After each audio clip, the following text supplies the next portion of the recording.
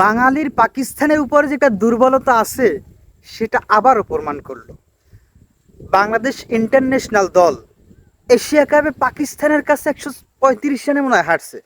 35 রানে টার্গেট দিয়েছে, এটা করতে পারে নাই। কালকে এ দল পাকিস্তান ফিরেই 125 রান করছে, এই বলত গুণা হিনেতে পারে নাই। মনে হইতেছিল 125 রানের 30 রানেই তারা হারবে, কিন্তু লাস্ট মুহূর্তে বলাররা ফিডেইয়া ডুরু করছে ম্যাচটা। ভাই একটা কথা হইলে 125 রানের টার্গেট, ঠিক আছে, প্রথমে একটা ব্যাটিং অ্যাগ্রেসিভ খেলতে পারে, খেলছে জিসান আলম, ওই হাবিবুর রহমান সোহান খেলছে 20-25 রান করে আউট হয়ে গেছে। এখন তো ডিফেন্সিভ খেল, একটা পার্টনারশিপ কর, রান্ডা বাইকার না, এরা সুদলিং পং, হেরা ম্যাচ জিতাইবে কি, কত বড় ছক্কা মারতে পারে, স্যাডের পর কিছু খেলতে পারে না, লাস্টে যে অল আউট হয়ে গেছে সবগুলো। যাই হোক, বলাররা ম্যাচটা ড্র করছে।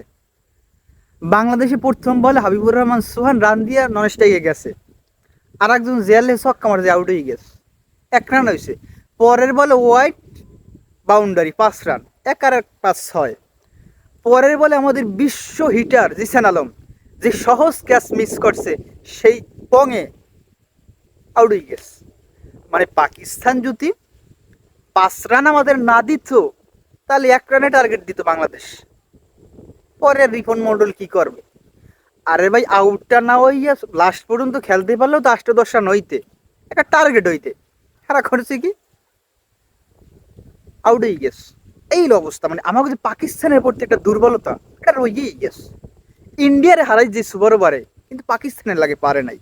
পাকিস্তান মনে হইতেছে ইন্ডিয়ার সেই শক্তিশালী দল, পাকিস্তান ভাবতেই পারে যে আমরা ইন্ডিয়ার চাইও শক্তিশালী দল।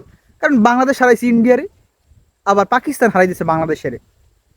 এখন পাকিস্তান হইছে ইন্ডিয়ার চেয়ে শক্তিশালী দল, আর মোট কথা হইল আমরা পাকিস্তানের কাছে দুর্বল, এটাই স্বীকার করিয়ে নিতে হইবে।